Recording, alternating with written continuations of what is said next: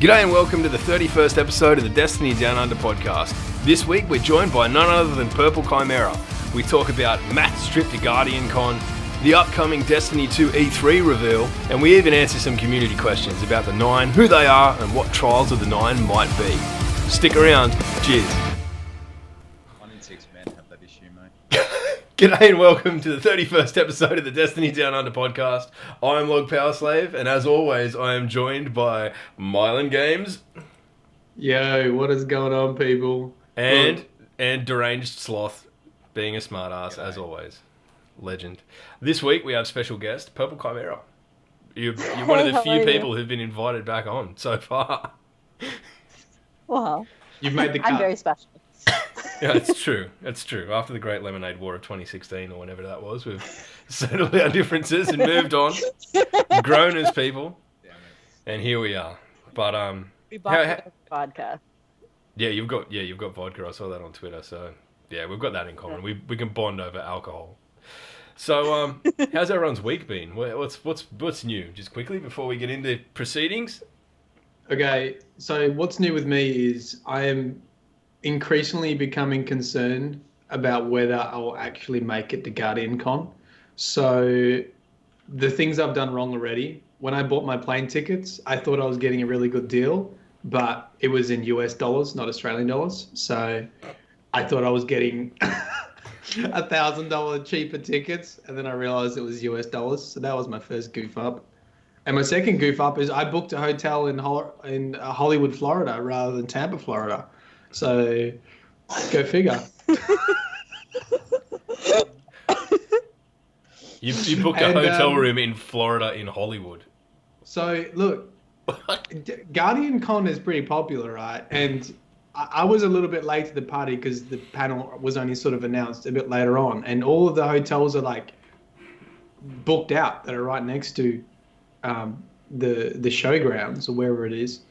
And so I was umming and ahhing whether I should go to the fancy hotel next door, and it was like $1,500 US. So it was really expensive. But I was like, I'm going to the US. I'm just going to enjoy this time. Fuck it. I'm going to do it. And then I realized once I booked it, I'm like, I'm in the wrong place, man. I'm in Hollywood, like, because it was a chain. It was a Hard Rock hotel, and it was like somehow I changed from Tampa, Florida to Hollywood, Florida, and I was like, oh Jesus. That's too much. I think I'm going to speak for everyone in that I'm worried about you. Man, you're gonna put GPS tracking on your phone, and we'll just keep an eye on it. Because, dude, we're gonna have to get Serendipity and fucking Anon Pig to look after you, like hold Yeah. your hand when you're over there. Yeah, I said You know those things that you put on a small child, one of those harnesses, and then like the little dog strap after the fact. They're gonna have to hang on to that, mate. Like honestly, dude, as long as it's like a Zer backpack with that, because they can look like backpacks. If I get a dog leash backpack, I'll wear that. And Anon Pig can just hold on, man. He can hold on to that. He can just make sure I don't get lost in the US. he'd be like walking around, and people be, oh, what's wrong with him? Oh, don't mind him. He's Australian. He's Australian. Mate, it makes sense. Oh yeah, no, fair enough. Don't let him off that leash. Oh, I've had a pretty quiet week. I haven't been up to too much. Sloth, what about you? This week's been a bit of a thing. Back is still playing silly buggers as per the usual. So had surgery the other week, as some of you may or may not know. But yeah, no, it's still doing the St. Jude's thing. Still doing the stream for the St. Jude's thing. So which is good fun doing that. And yeah, going all right. An honourable cause. For those of you in Australia who don't know what St. Jude is, it's basically the American version of something like Ronald McDonald House. Sloth explained this to me the other night. So if I can understand it, you can too. So it's a great cause. It's absolutely something that we should all be supporting, no matter where we are on the little ball floating through space, planet Earth. Yeah. Yeah. I knew it was there somewhere. Now purple. We've got purple. Right. Purple's back on. How are you, Purple? What have you been up to, Purple? Normally we tell people to introduce themselves, but if you don't know who Purple is, come on. I'm doing well.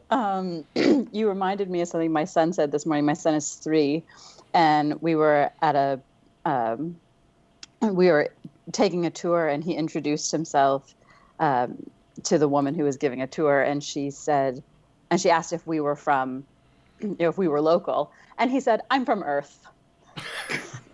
Well, he's not wrong. Not wrong. He's not wrong. He's definitely Not not wrong, wrong at all. It's not wrong. It's good. You don't want to be giving out details to people you don't know. That's a good ambiguous answer. How old is your Yeah. son? He's 3.5. Nailed it. But did he do a microphone drop and then walk off after? I'm from Earth. Bang. No, it was really even better because he just stood there expectantly, like, "And where are you from?" and she didn't really know what to do. She was kind of like, "Oh, I'm also from Earth," and he was like, "All right then." It's good. Something to bond over. I mean, I think everyone can learn from that. We're all from Earth. Right. When people ask, like, if people ask me where I'm from at Guardiancon, I'm gonna say I'm from Earth. I'm from Earth. I'm from the southwestern dead zone. Oh yeah, that'd be pretty funny. Just different. Extreme different puns. Southwest.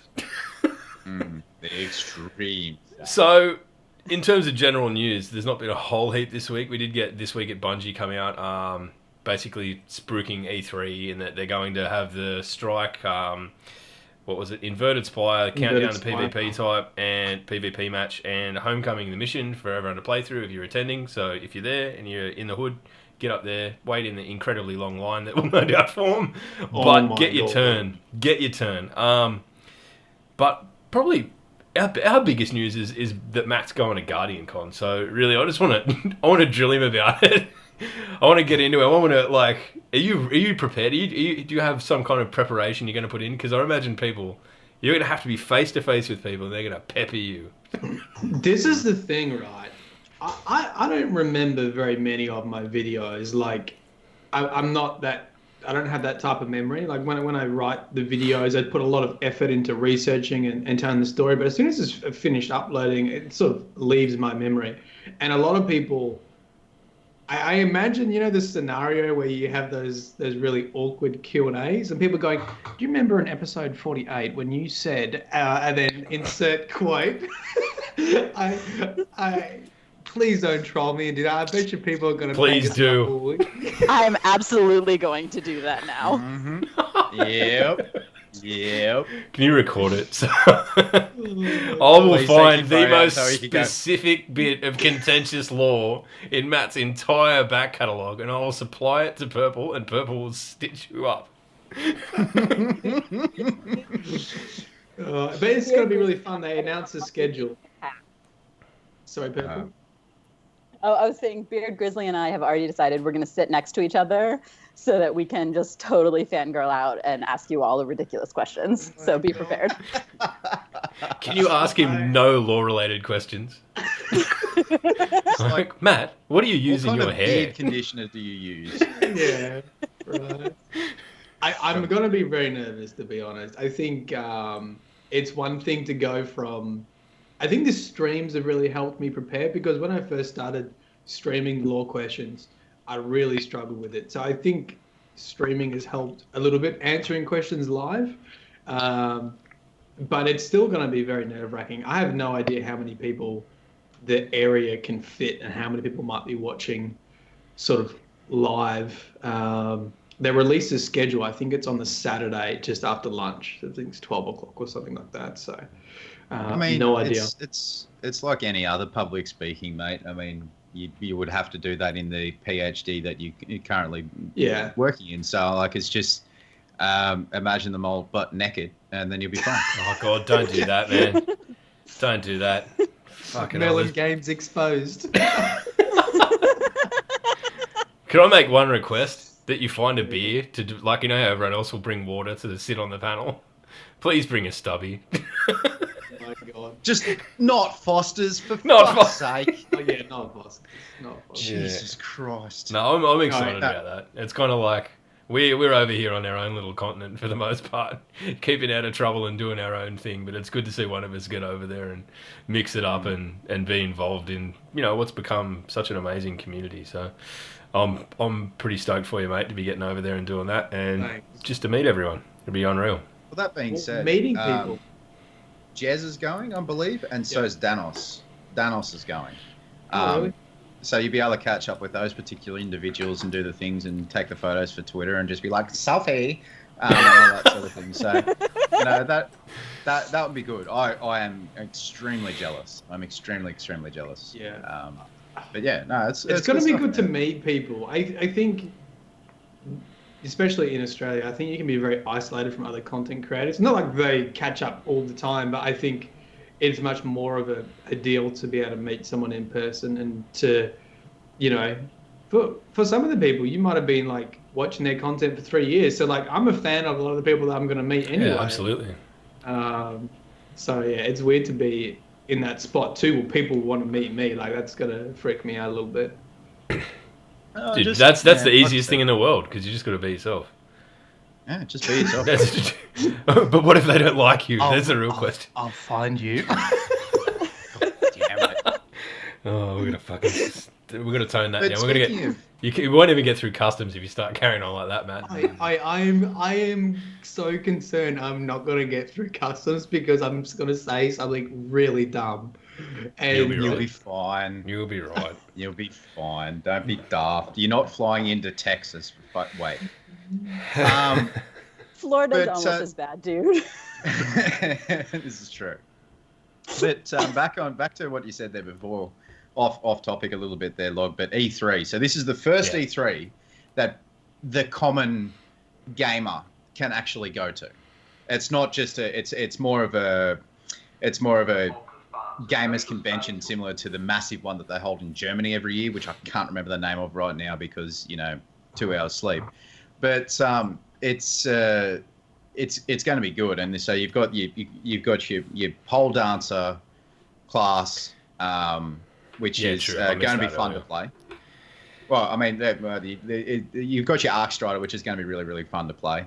You've got your Strike, your first mission, your PvE, the PvP. Well, I looked at a PvP video, a video that Arex put out yesterday, and I only had a few snippets of the PvP, but it actually looks really smooth, like a lot better. I reckon the PvP looks crisp, man. I like it. I like the sound effects and I like the animations. Maybe it's just because it's new, but the animation, I like it. It looked very Halo, right? With the shield sort of explosion or whatever sort of happens when you sort of drop them. I feel like the animation is very familiar.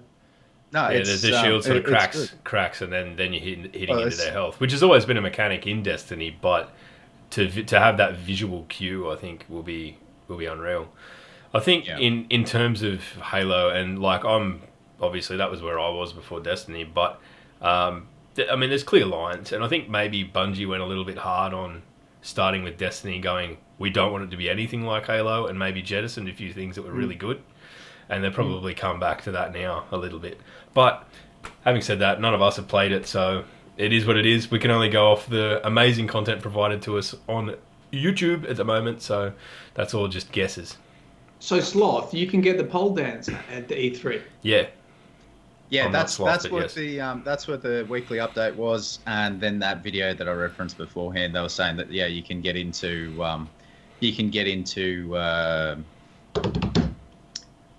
using the Arc Strider. I'm not sure about the Captain America. What's it? Sentinel. Yeah. But yeah, no, it should be good. It's Captain Cosmodrome. God damn it. Captain Cosmodrome and Daft Pole Dancer. I can't look at that the same way since someone pointed that out to me. Oh, it's just Darth Maul. Oh, okay. Well, I think I saw a bit of a close-up. The same way after bloody... Which way is it? This bloke up here actually said, "Oh, it's no, Matt. It's bloody. It's only Captain America. It's not. It's not Captain Hydra. Shut up. Don't. You're just trying to trigger people. I know what you're doing. You're just upsetting people. Yeah. Back in your hole, sleep deprivation.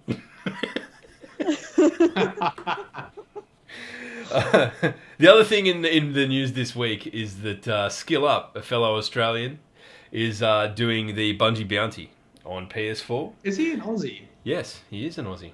I didn't realise that. He is an Aussie. He is an Aussie YouTuber. He's a YouTuber. I bumped into him on a video that Arex did. I can't remember what it was on, but I bumped into him on that. So it was good. Good to see another Aussie out there doing well. We'll have to probably try and line up a chat to him at some point in the future. So, but yeah, that is at 4 p.m. Pacific on the 6th. So like Monday, I think. Maybe it's, I don't know. I don't even know what day it is now. I've got a newborn child. Is it day? Who knows?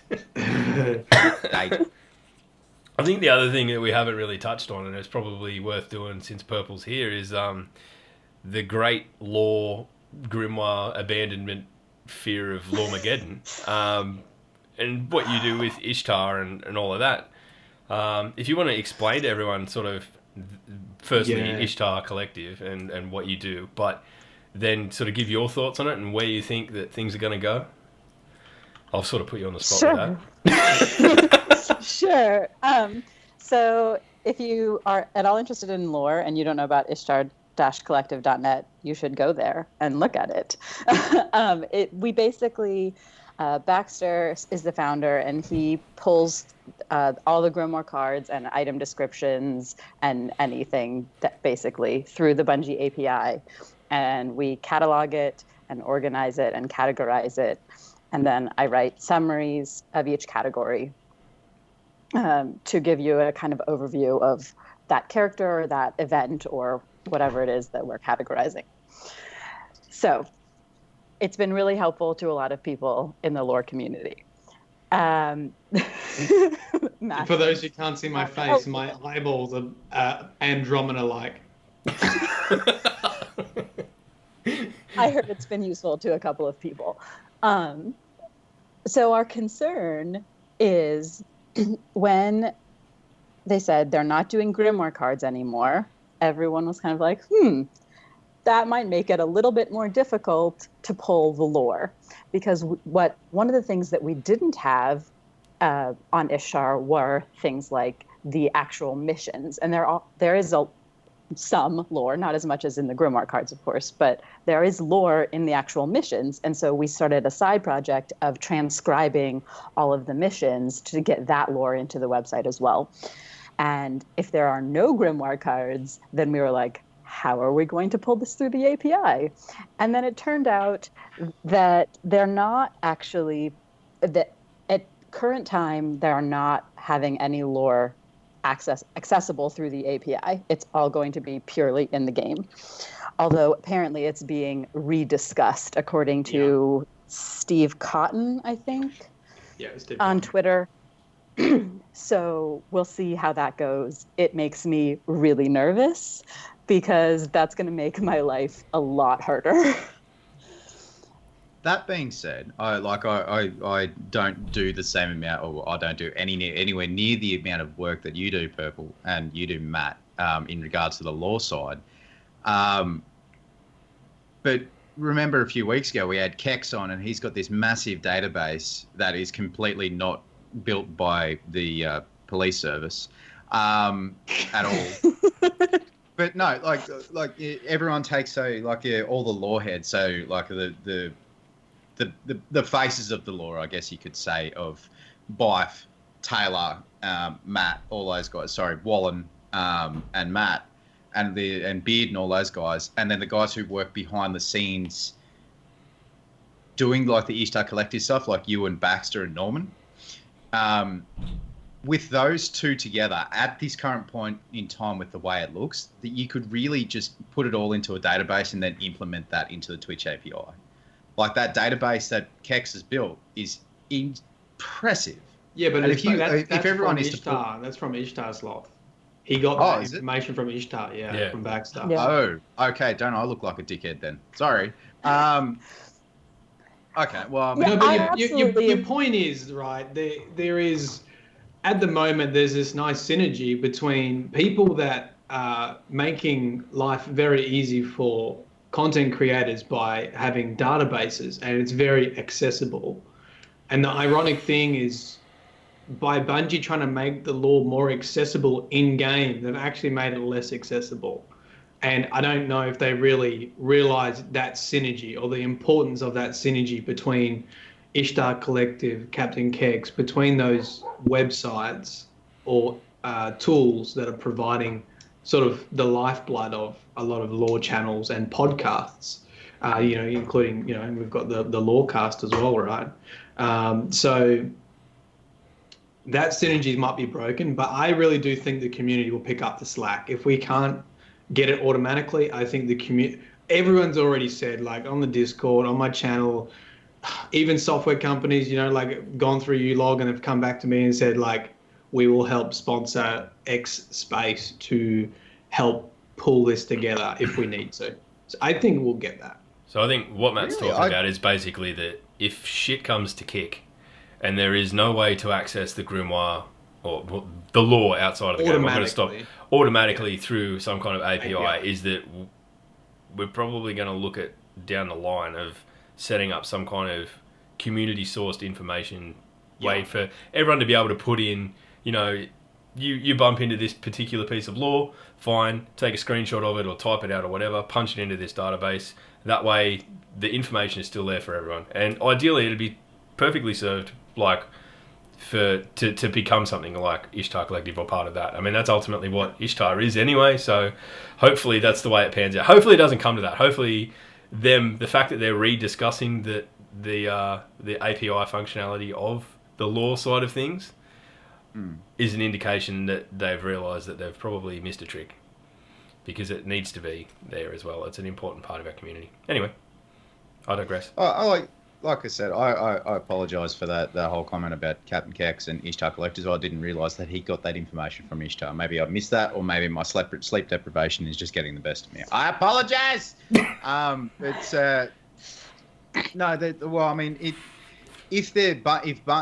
So like really passionate people, like last week we had Anon in the chat. He was getting really fired up about it, and I'm not saying that that's a bad thing. He loves what he does, just like you and Purple, you Matt and Purple, and like the people that really love that lore side of things. So maybe they might be looking to sort of implement something else, like you said, Purple. Like Steve Cotton is going, there's discussions about it. So maybe they, like, not at release, but post release, maybe when PC releases, they may have a April update per se. To add something into the lore, like not so much the grimoire, but into the lore. Yeah. See, I don't know whether they want, if you try to think about what the discussion would look like, you could go either way. You could go, you know what, we don't want it to be automatic. Sort of Dan Har has mentioned this in this chat at the moment. Like, maybe we don't want it to be automatic. Maybe we want people to discover it for themselves in a Dark Souls-like fashion. And the channels that do survive are the ones that take a lot of time to put all this information together, and they become highly valued videos. So it potentially would make lore videos even more of a niche market than what it already is.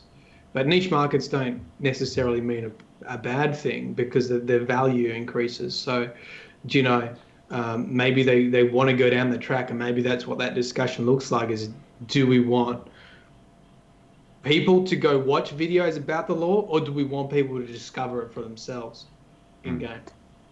The hard thing that you have to balance is that the experience that we've had with Grimoire cards versus the lore that's in the story in the game has been essentially two separate things.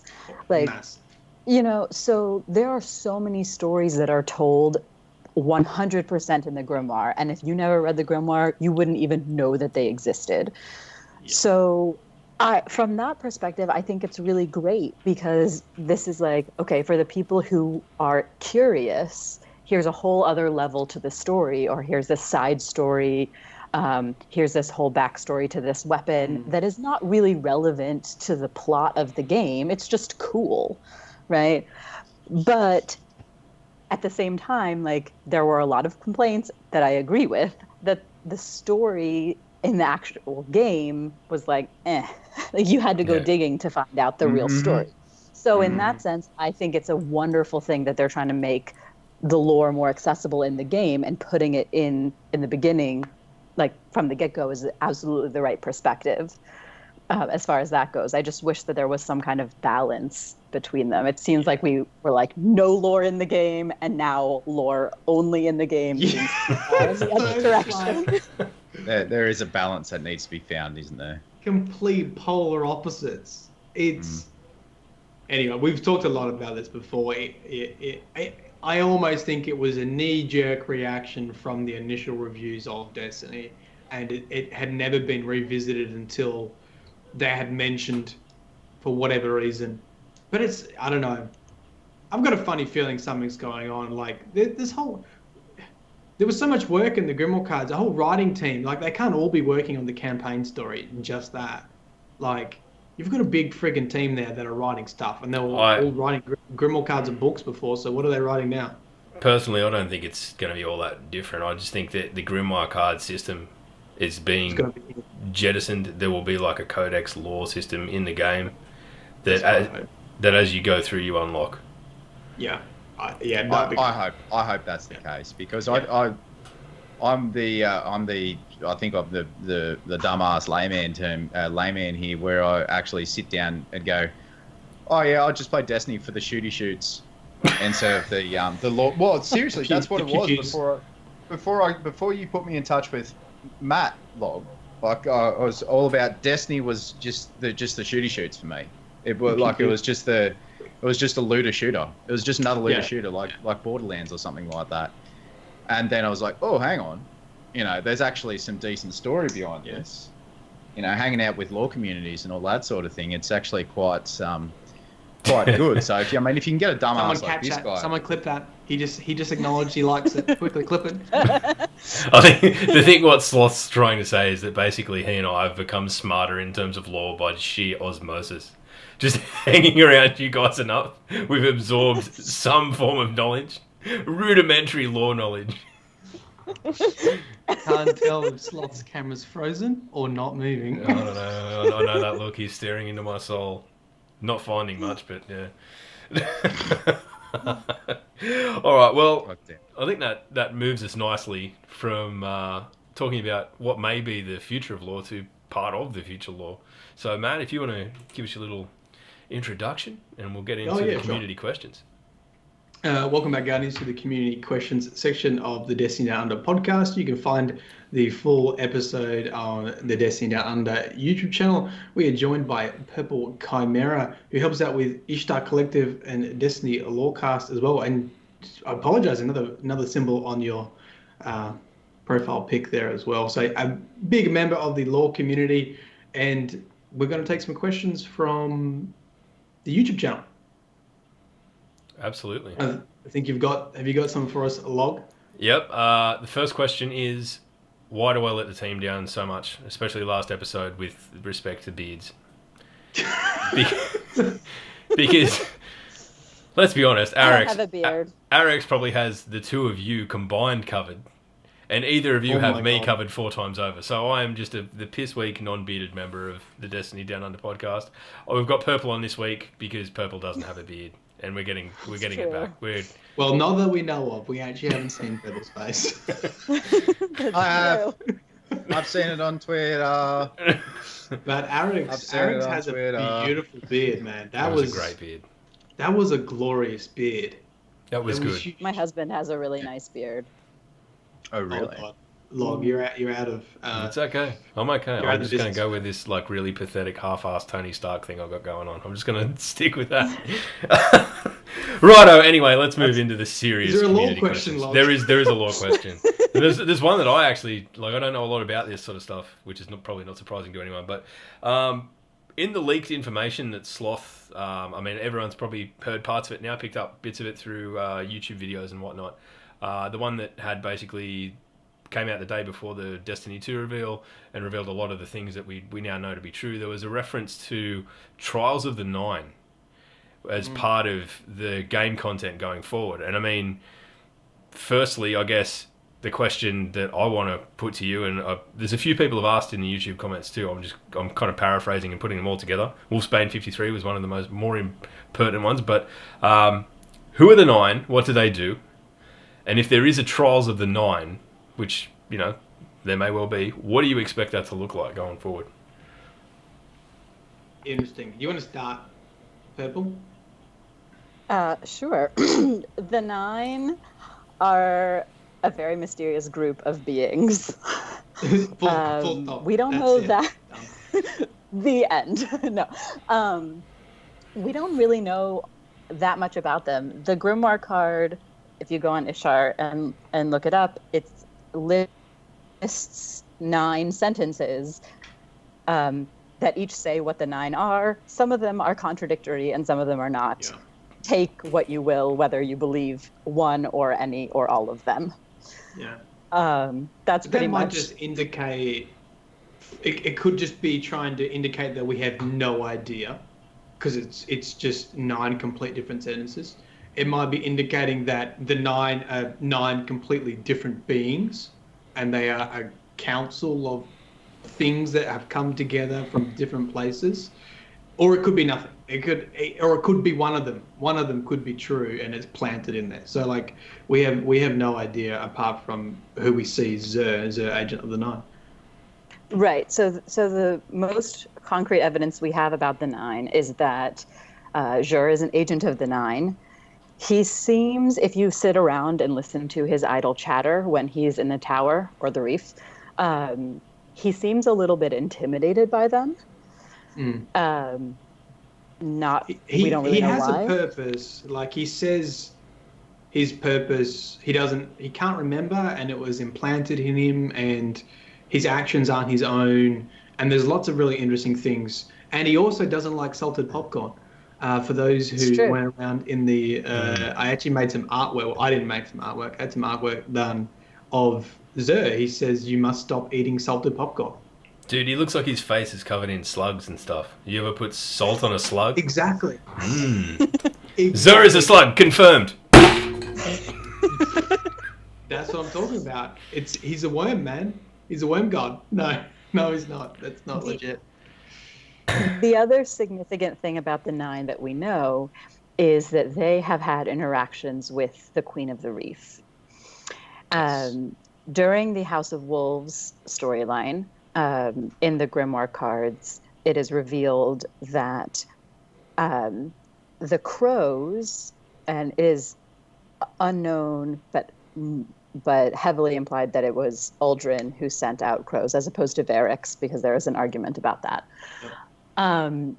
That Uldren sent out crows too far and encroached on the 9's territory, and the 9 got upset with the Queen. And so, as a apology, she sent them Skolas. And then they released him, I guess. I love the scene with Skolas and Zer. Like, Skolas tries to hit Zer, and it's just, like, crushed under this enormous weight, for no reason. Like, he tries to lash out and attack Zer, and he just can't get off his knees. It's a really cool scene.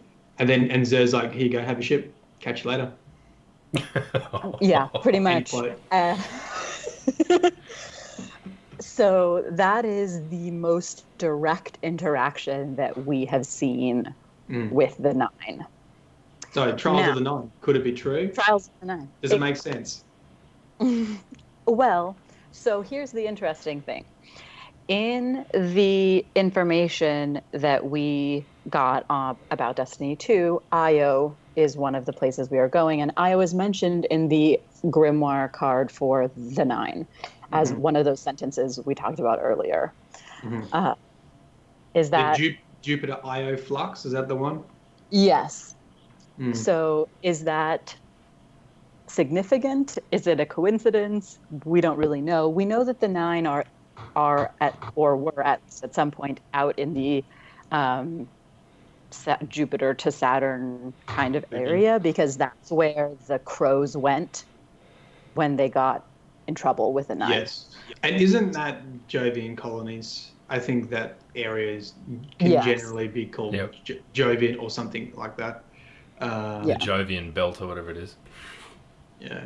I mean, so if you think about how Trials of Osiris works at the moment, I mean, we still don't really know the purpose of Trials of Osiris. That hasn't been revealed yet. So I'm assuming that Osiris DLC will reveal what the hell we were doing in Trials before adding another Trials of 9. Osiris just really wanted to know what the meta was. So he caused everyone to come together and find out what the most scumbag weapons were in the sweatiest shitfest possible. It was like, if I'm going to make time-traveling agents, I'm going to need you guys all be wielding the meta. Everyone, grab your sidearms. Grab your fucking wormwoods, let's go. Pitchforks. I think it's a pertinent question, but to ask, like, I mean, Trials of the Nine, we've got Trials of Osiris, and I think the word trials is what makes us all think that it's going to be the same thing. Maybe it won't be. I mean, maybe there is a PvE exercise. You know, maybe it'll be like a survival mode kind of thing. I don't know. I'm just guessing, but they'll have to. You know, if you don't have Trials of Osiris, they'll have to replace it with a competitive PvP mode. Absolutely. Yep. Like I agree. There is Trials now. Do you think? Yeah, I think they'll have to do that, right? Well, I mean, the other thing that they've said is that everything's going to be 4v4 from now on. So whether or not it's the same thing under a different name purely because of that, I don't know. Do you think it'll be facilitated by Xur, or do you think we'll see Xur appear in the same capacity? I mean, he is the agent of the Nine. He is, he is to the Nine what Brother Vance is to Osiris, I suppose. That's a good point. I would be disappointed if Xur is the vendor for that, because we have so little information. It'll be nice just to get just a glimpse of something. And what I want to glimpse, if we go to the lighthouse in Trials of Osiris, where do we go in Trials of the Nine? Europa? Yeah, What? It's got to be one of those moons. I'm sure it's got to be. My bet's probably on Europa. The concept art of the icy moon, I reckon that would be a location there could be a similar lighthouse location. And that all ties in with the exos and everything too, doesn't it? No, that's Europa's on Jupiter. The exos, Cade anyway was from a moon of Saturn. Never mind. So one of those moons, I think, is possible. Yep. That would be cool. Titan, wasn't it? It was Titan that Cade was turned into. No, we don't actually know. It just says an icy moon. And Titan is the methane planet, so I don't think it's Titan. Titan's the ocean planet that we saw in the trailer. Titan's where the Titans go to hide because no one will ever find them. Yeah, that's it. Where we gonna go to punch things? It's just made of padded walls and punching bags, the whole building. Better not fall down. It's a hard one, though. This Jupiter Io flux is interesting. So it says in the Ghost Fragment Legends 2 card, the Nine are the firstborn awoken, and their minds now race down the field lines of the Jupiter Io flux tube. Now that's actually a thing, apparently. This flux tube is something that exists between Jupiter and Io, and it's I don't like to talk about this stuff because I'm not very scientific minded. I'm sure Beard Grizzly or someone could do a better job at this, but some sort of magnetic field between these two areas as a flux tube, whatever that means. So interesting that they're mentioned in Jupiter and Io, and we know we're getting a planet. We're getting Io as a playable space. So hang on. So there is a possibility. What I just gathered from that, and I'm sort of going into a little bit of Stargate type situation, that the Nine are fully ascended beings that can travel along magnetic planes between planets. Man, that's a better interpretation than I just gave. Sure. I mean, I buy it. We don't know anything right now, so anything we is really possible. don't. Yeah, no, you're right.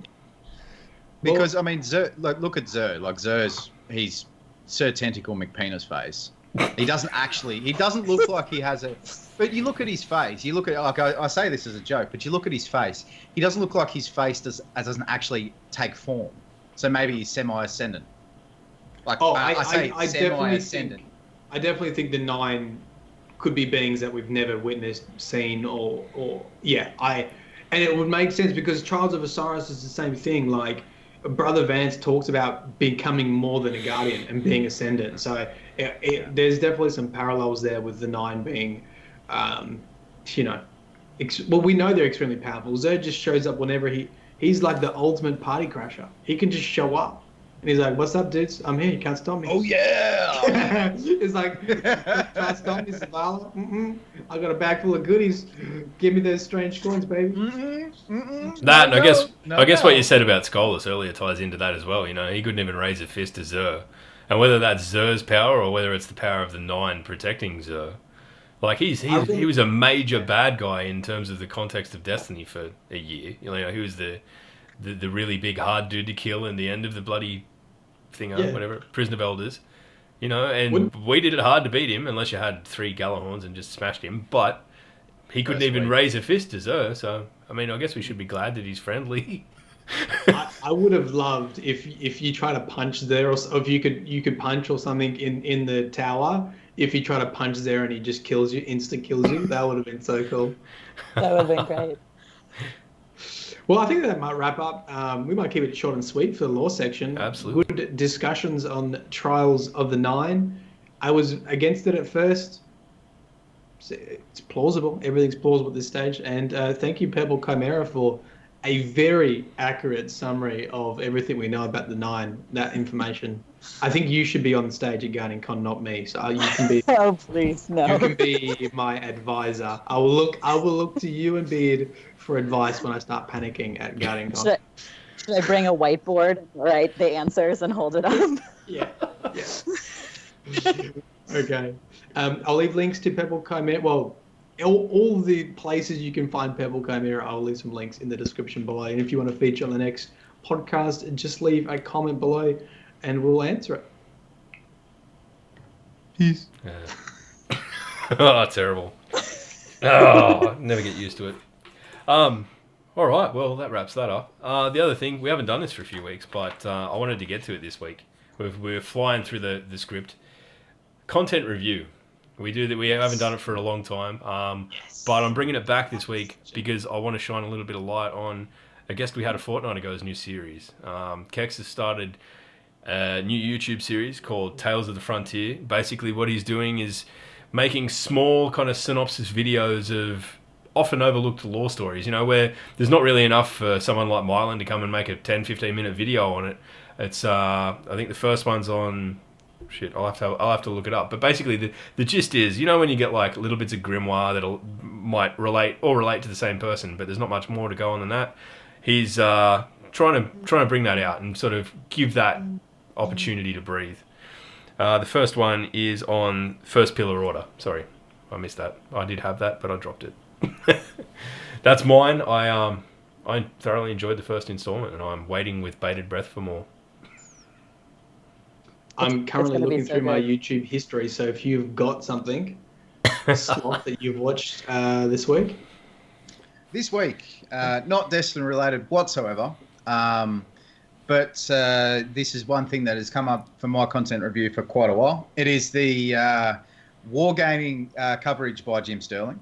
Wargaming being the developer of World of Tanks, and I have quite obviously Jim Sterling. He's a funny dude. Like, he's a really, really funny dude.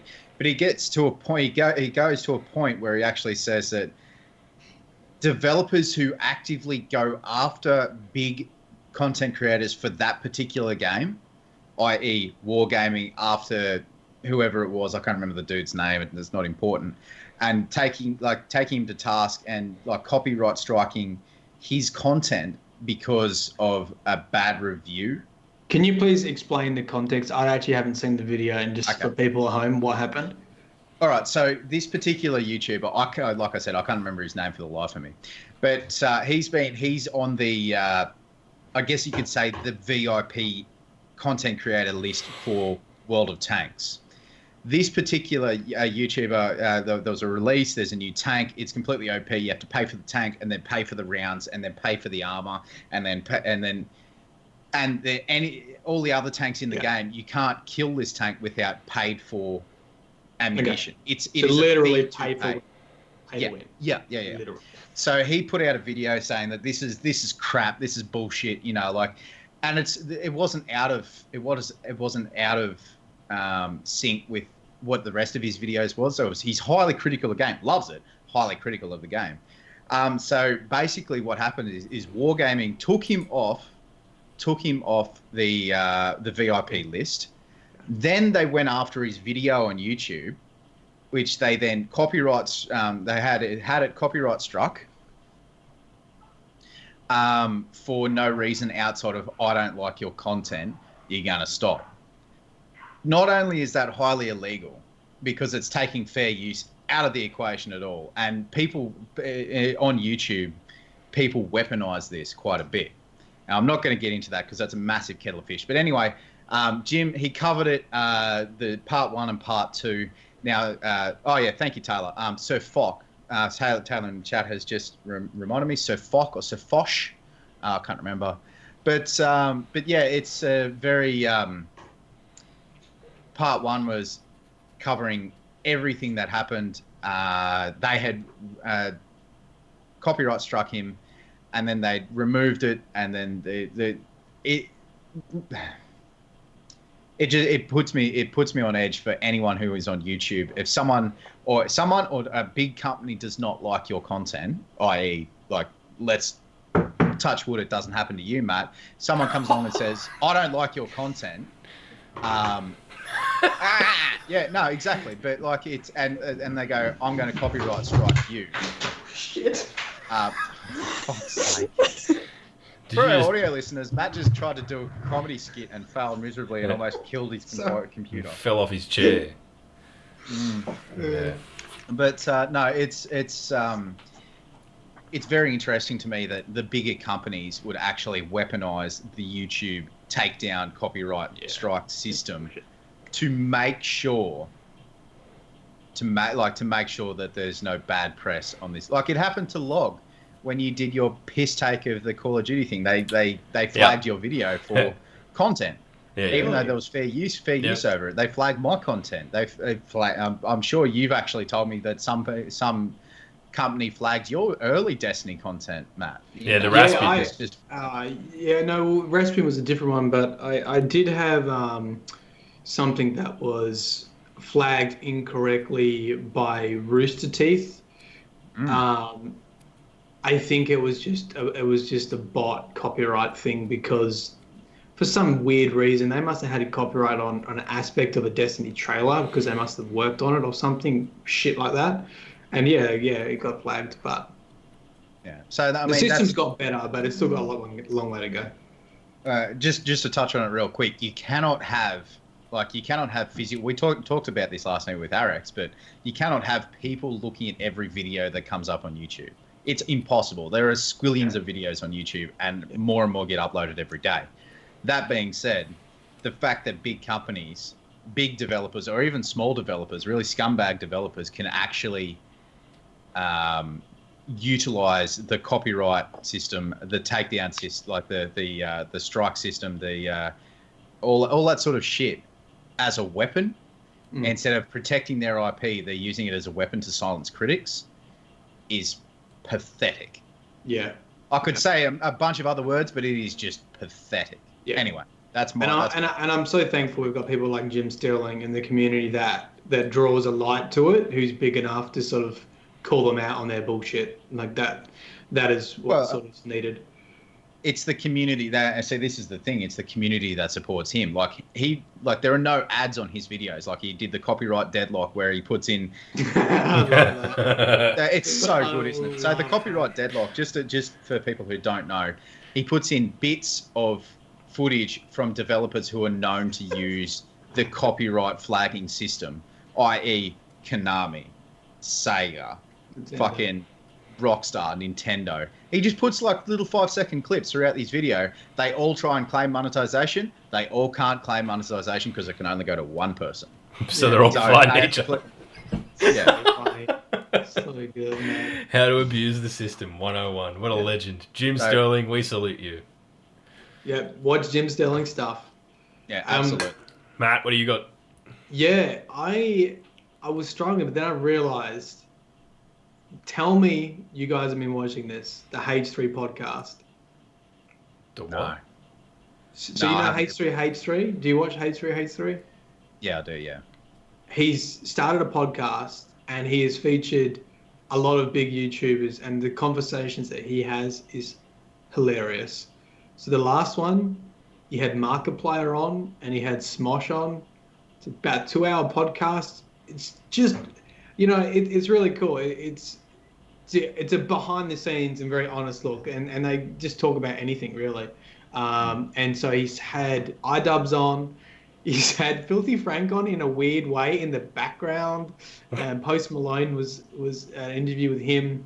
He had Justin Roiland from Rick and Morty, creator of Rick and Morty. Vsauce was on there too. So he's had PewDiePie on as well. Keemstar, he had Keemstar. Obviously, they have their own beef. He had Keemstar on. Philip DeFranco. So like really big YouTubers, and it's cool, man. It is cool to listen to that. Yeah, he's him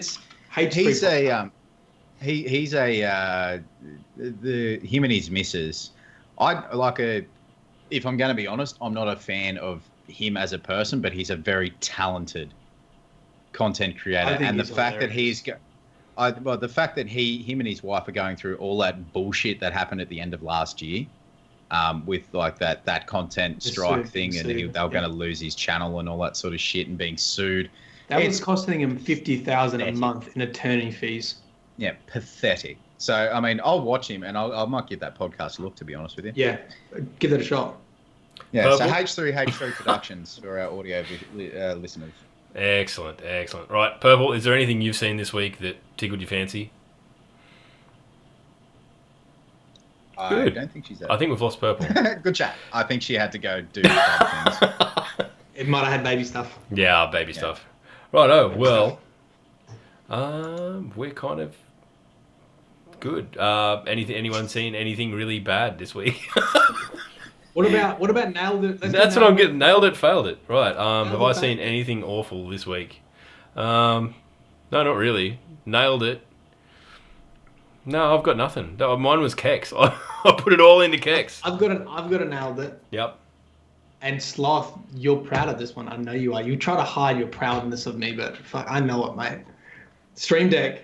I got a Stream Deck, and it makes me happy because I spent entire 2 days trying to get it working, and everyone's like, it's so easy. You just plug it in and it starts working, links up with the OBS, it's amazing. You can do this shit on it. And I was like, why is this not? I didn't realize that OBS installs a 32-bit and a 64-bit.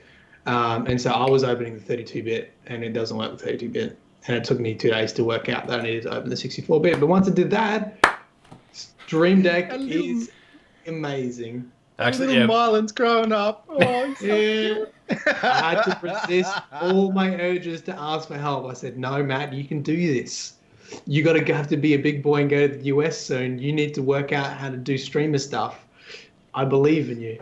And so far, you've done what? Just the Mortal Kombat thing and the turkey gobble? Just completely using your power for good. Good job, Matt. Just 3 times an hour and every 20 minutes.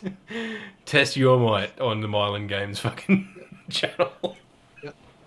So that's my nail that I'm looking forward to putting a little bit more effort into the streams, and we've got some overlays coming in, and just upping the production value of the streams and really prepping for D2. Good. All power to you, man. Thanks. It's good to see. Log, what do you don't have? Do you have any nailed it or failed it? Failed it. I'm going to nominate myself because I did not realise Akuma was in Tekken. And for me, given that I played for the better part of a decade in a band named after Akuma. Is not in Tekken. Yeah, he is. Akuma is only brought into Tekken for this game. He's that's what I mean. Akuma's in Street Fighter. Yeah, I'm aware of that. He's in the new Tekken. That's what I'm talking about. Yes, I know. I watched Dark play it last night. Well, there you go. That's what I'm talking about, you fucking dipshit. coming around here with you coming around here. I'll bite you in the street. I'll fucking tell you what failed it this week. Fucking Sloth not going to bed last night. Look at him. Have we got Purple? Is Purple back? Purple's back. Yes, she is. Yes. Hello. Hello. Have you seen anything excellent or shit this week? We'll just condense it down to that. No, I'm just really. You mentioned Kex earlier, and Yep. I'm really excited for him to starting this new channel. It's awesome. Yeah, I think Yeah. it's Look overdue. at it. Like it's one of those things that I don't have the capacity to do serious lore videos. I get distracted too easily unless I'm making a dick joke every 30 seconds. So I think that it's best for someone like Kex to come in and do it. So it's unreal to do short form lore. Nice. All right, well, on that note, we might find someone to raid into and wrap this puppy up. Just give us Oh yeah. A big thanks to Purple Chimera for coming on the podcast again. Lovely to have you on. And guys, if you are not following her on Twitter or not following the DTR, the Destiny Lorecast and Ishtar Collective, go and do it. It's very, very good, very informative, a lot more, maybe a little bit professional, more than us. But it's definitely worth a look, guys. So go do that. It'll be on the Purple's Twitter and all of the things with the stuff in the place. Thank you so much for coming on, Purple. Appreciate you. Thank you so much. And the other podcast I'm on is Rabbit Hole Radio. Of course, yeah. Explore, it's all theories and speculation. So Nice. you have to have a little bit of foundation of lore to kind of know what we're talking about. Oh, they're going to be so annoyed that I didn't know that symbol. When I heard it. You didn't know that? I just said that symbol myself, Mylan. I'm hurt. Wow, Matt. Oh. Wow. Oh, wow. I'll find you. He's trying to bail out early. Look at him. All right, we're going to pay a visit to someone by the name of Lady Face Shred. I mean, it's got a guitar reference in it, and it's her birthday, so we're just going to go and say good day. So if you're in the stream, go and pay a visit, and otherwise, we will see you next week. Peace. Bye. Bye.